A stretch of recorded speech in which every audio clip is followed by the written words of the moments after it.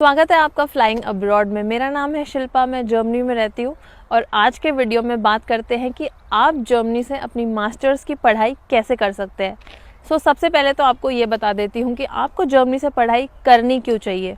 सबसे बड़ा रीज़न है फ्री एजुकेशन, मतलब यहाँ पे कोई भी ट्यूशन फ़ी नहीं लगती है। तो अगर आप पब्लिक यूनिवर्सिटी से यहाँ पे पढ़ोगे तो आपकी बहुत ही कम पैसे में पढ़ाई हो जाएगी, साल के 50,000 से 60,000। और इनफैक्ट पूरी की पूरी जो 2 साल का मास्टर्स है वो भी इतने कम पैसे में भी हो सकता है। आपके लिविंग एक्सपेंसेस होंगे बट वो भी आप कैसे कवर कर सकते हो वो हम वीडियो में आगे बात करेंगे। उसके अलावा सेकंड मेन रीज़न है जर्मनी का हेल्थ केयर और सोशल सिक्योरिटी सिस्टम। तो यहाँ पे ऑफ कोर्स आप टैक्सेस बहुत सारे देते हो, लेकिन जो यहाँ का सोशल सिक्योरिटी सिस्टम है वो इतना अच्छा है। जैसे यहाँ पे ना अभी हमने नोटिस किया कि पॉलिसीज़ इतनी एम्प्लॉय फ्रेंडली हैं, कोरोना में भी किसी की ज़्यादा जॉब्स नहीं गई और इनफैक्ट अभी रिसेशन इतना ज़्यादा पीक पे है, स्टिल जर्मनी में उतनी ज़्यादा मैसिव फायरिंग नहीं हुई है।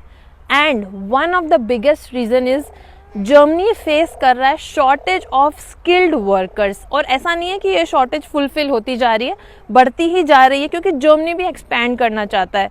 तो चांसेस हैं बहुत ज़्यादा कि आप यहाँ से पढ़ाई करोगे तो आपके अगर स्किल्स अच्छे हुए तो डेफिनेटली आपको बहुत अच्छी एक जॉब मिल जाएगी। और जॉब से ही फिर आता है कि सैलरीज़ क्या रहेंगी। अगेन सैलरीज़ भी काफ़ी अच्छी रहेंगी। आई नो इंडिया में भी आजकल काफ़ी अच्छी सैलरीज़ हो गई हैं, बट कंपटीशन भी उतना ज़्यादा ही है और सबको तो नहीं मिल पा रही है। बट अगर जर्मनी में मैं बताऊं कि आप मास्टर्स करके अगर कोई एक्सपीरियंस भी नहीं है आपके पास में तो भी 40 लाख से लेके 50 लाख तक का पैकेज आप आराम से ले सकते हैं। तो अब बात करते हैं कि आप जर्मनी से पढ़ाई कैसे कर सकते हैं। तो पढ़ाई करने के लिए सबसे पहले ज़रूरी है कोर्स और यूनिवर्सिटी सिलेक्ट करना। उसके लिए आपको कुछ बातें ध्यान में रखना ज़रूरी है। सबसे पहले ये कि आपको जैसे किस कोर्स या किस पढ़ाई में इंटरेस्ट है, साथ में आपने पहले क्या पढ़ाई करी है। जैसे आपने इंजीनियरिंग करी है, BCom किया है, BA किया है। और यहाँ पे मैं आपको ये बोलना चाहूँगी कि आप जैसे ना इंडिया में यूजुअली रहता है कि बेस्ट यूनिवर्सिटी कौन सी है वहाँ से पढ़ना है। जर्मनी में एज सच ऐसा नहीं है कि बेस्ट यूनिवर्सिटी से पढ़ाई करो। मैं आपको बोलूँगी कि आप अपना कोर्स वो सिलेक्ट करो जिसमें आपको एक्चुअली इंटरेस्ट है, जिसमें आप अपने स्किल्स डेवलप कर सकते हो और आप अपना जॉब करना चाहते हो उसमें। अगर आपको फिर भी यूनिवर्सिटी की रैंकिंग्स चेक करनी है तो आप CHE रैंकिंग्स चेक कर सकते हो। और जैसे एक और बात बोलूँगी कि यूनिवर्सिटी सिलेक्ट करने के टाइम पे आप बड़ा शहर छोटा शहर वो भी ज़्यादा इंपॉर्टेंस मत दो। ये देखो कि हाँ सिटी, अगर आपके पास में 2 सेम यूनिवर्सिटीज़ के ऑप्शन है तो आप देख सकते हो कि पार्ट टाइम जॉब्स के जो ऑप्शन है वो कहाँ ज़्यादा रहेंगे, या फिर जिन कंपनीज़ में आप काम करना चाहते हो वो वहाँ है कि नहीं। उसके बाद में आपको यूनिवर्सिटीज़ देखनी है ना। तो बेसिकली जर्मनी में 2 टाइप की यूनिवर्सिटीज़ हैं, पब्लिक और प्राइवेट। प्राइवेट में जहाँ पे थोड़ी बहुत फ़ीस होती है वो भी बहुत ज़्यादा नहीं होती है US और उनके कंपैरिजन में। और पब्लिक यूनिवर्सिटीज़ जो कि ऑलमोस्ट फ्री हैं, क्योंकि वहाँ पे कोई भी ट्यूशन फ़ी नहीं होती है। तो इसलिए मैं आपको रेकमेंड करूँगी कि आप पब्लिक यूनिवर्सिटी में ही पढ़ने का ट्राई करो। अब समझते हैं जर्मनी में कौन सी टाइप की यूनिवर्सिटीज़ हैं।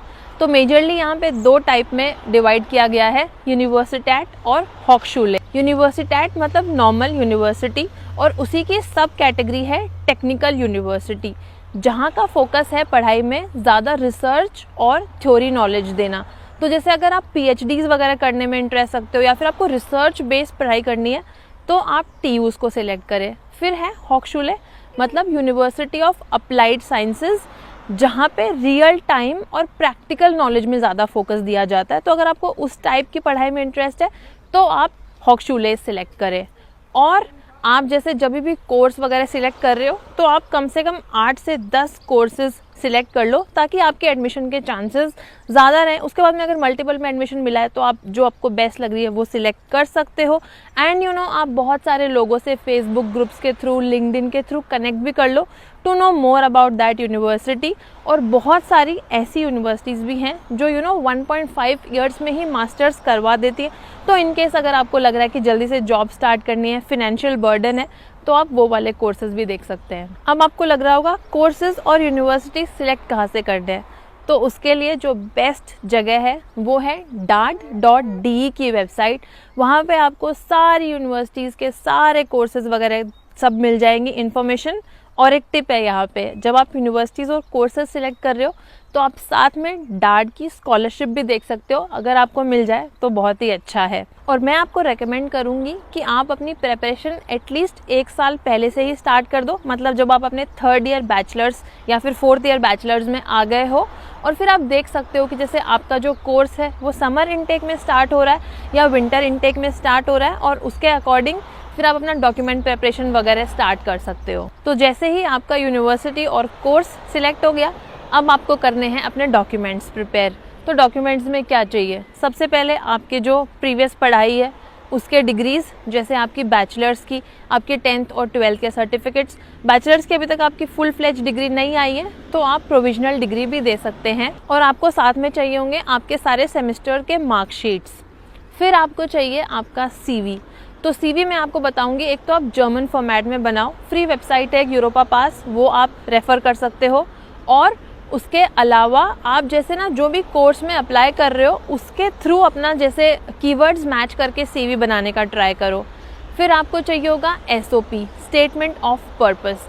ये बहुत ही ज़्यादा इम्पॉर्टेंट डॉक्यूमेंट है। यहाँ पे बेसिकली आपको बताना है कि आप इस यूनिवर्सिटी में और इस कोर्स में क्यों पढ़ना चाहते हो, आपको अपनी प्रीवियस पढ़ाई को आपकी जो ये कोर्स है उससे कनेक्ट करना है, और आपको बताना है कि आपकी मोटिवेशन क्या है, कैसे आप अपने स्किल्स को और खुद को बेटर कर पाओगे ये पढ़ाई करके, और आप जैसे कैसे ओवरऑल इंडस्ट्री में कंट्रीब्यूट कर पाओगे। तो इस वाले डॉक्यूमेंट को आप बहुत अच्छे से बनाओ।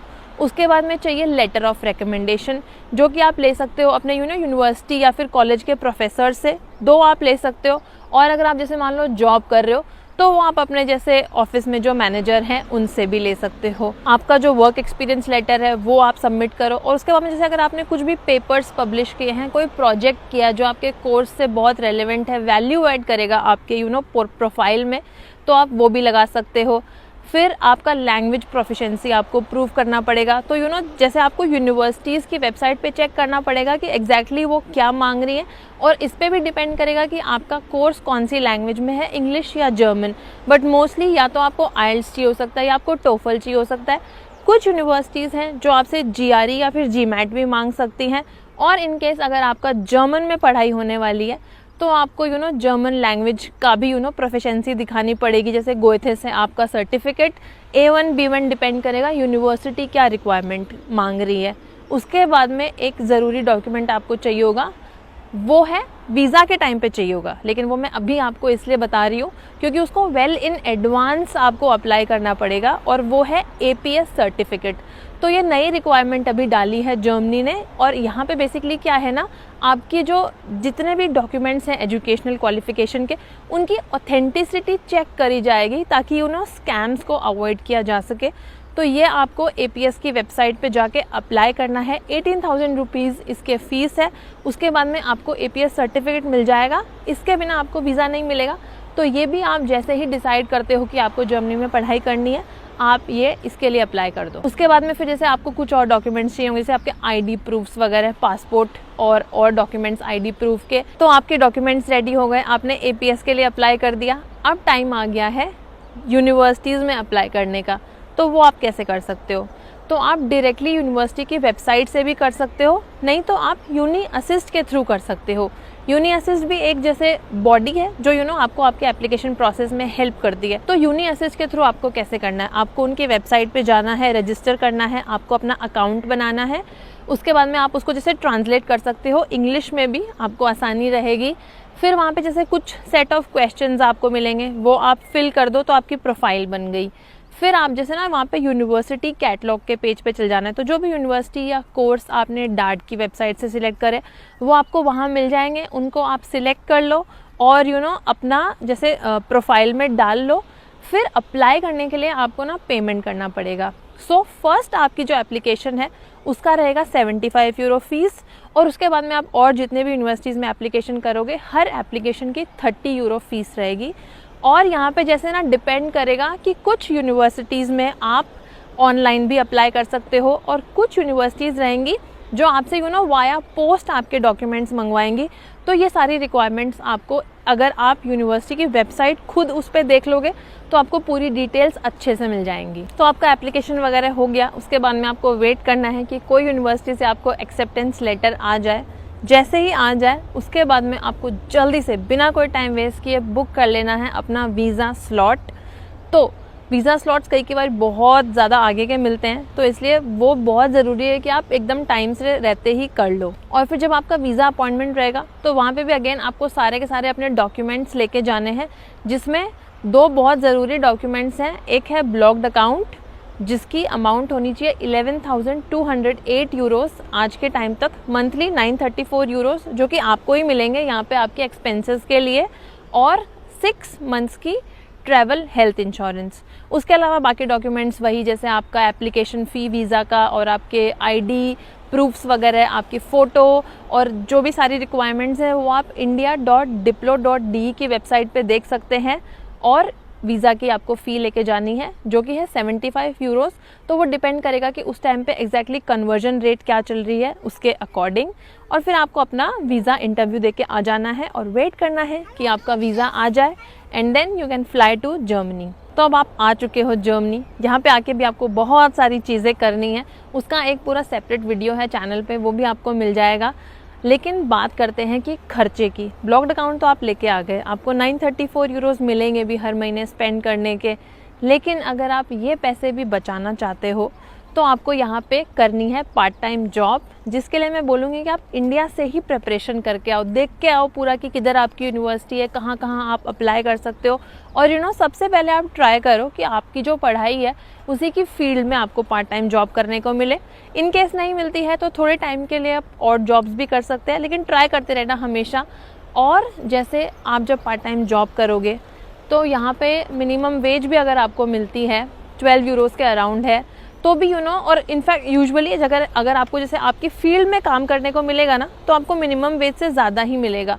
तो जितने भी स्टूडेंट्स हमने यहाँ पे देखे हैं, जितनों से बात करी है, मोस्टली सब लोग आराम से 800 से लेके 1000 यूरोस तक तो बहुत इजीली अर्न कर पाते हैं। कई ज़्यादा भी कर लेते हैं, डिपेंडिंग कि आप कितने घंटे काम कर रहे हो और कौन सी काम कर रहे हो। और अगर आप बहुत ज़्यादा लेविशली नहीं रह रहे हो तो आपका जो एवरेज मंथली एक्सपेंसेस हैं वो समवेयर अराउंड 600 से लेके 700-800 यूरोस तक में मोस्टली स्टूडेंट्स हैं वो मैनेज कर लेते हैं। तो चांसेस हैं कि या तो आप नो प्रॉफिट नो लॉस में रह जाओ, या फिर अगर आप जैसे थोड़ा बहुत सेविंग्स के मोड में जाओ तो आप पैसे बचा भी सकते हो। तो वहाँ पे बहुत अच्छा है। फिर जैसे मान लो आप जर्मनी में पढ़ाई करने आ गए और पार्ट टाइम जॉब भी कर ली, तो जब आपकी मास्टर्स पूरी होगी तो आप ये देखोगे कि आपके कुछ भी पैसे नहीं लगे, क्योंकि आपने कुछ भी फीस नहीं दी, आपने लिविंग एक्सपेंसेस सारे पार्ट टाइम से कवर कर लिए, और इन दी एंड आपकी सेविंग्स ही हो जाएगी। उसके बाद में जब आपकी जॉब लगेगी तो आप आराम से 40 से 50 लाख रुपए साल के कमा सकते हो। वहाँ पे भी अगर आप सिंगल रहोगे तो अगेन 1000 से 1200 यूरोस, थोड़ा सा अपग्रेड आपने कर लिया लाइफस्टाइल, जॉब लग गई, तो वो भी आप करने के बाद में भी आराम से अगेन 1000 से 1500 यूरो बचा सकते हो, महीने के लाख रुपए तो आराम से। तो वो आप अपने लिए फिर डिसाइड कर लो। और मैं यहाँ पे एक और चीज़ आपको बता देना चाहती हूँ कि जर्मनी का जो एप्लीकेशन प्रोसेस है वो बहुत ही ज़्यादा सिंपल है। बहुत ज़्यादा आपको कंसल्टेंट्स या फिर ऐसे स्ट्रेस होने की ज़रूरत नहीं कि कैसे करूँ, मुझे हेल्प चाहिए। मोस्टली आप खुद से ही कर सकते हो, तो वहाँ पे भी आप पैसे बचा सकते हो। जर्मनी आने का ऑफकोर्स जो खर्चा है, जो आप एप्लीकेशंस करोगे, जो आपकी टिकट के पैसे लगेंगे, वो आपकी ऑफकोर्स कॉस्ट रहेगी। पूरा खर्चा अगर आप जानना चाहते हो जर्मनी आने का तो उस पर भी एक वीडियो है, वो भी आप देख सकते हो। बाकी इस वीडियो के लिए इतना ही। आई होप आपको अच्छा लगा तो प्लीज़ लाइक करना। चैनल को सब्सक्राइब नहीं किया तो please do subscribe to the channel. I will see you in my next video. Till then bye and take care.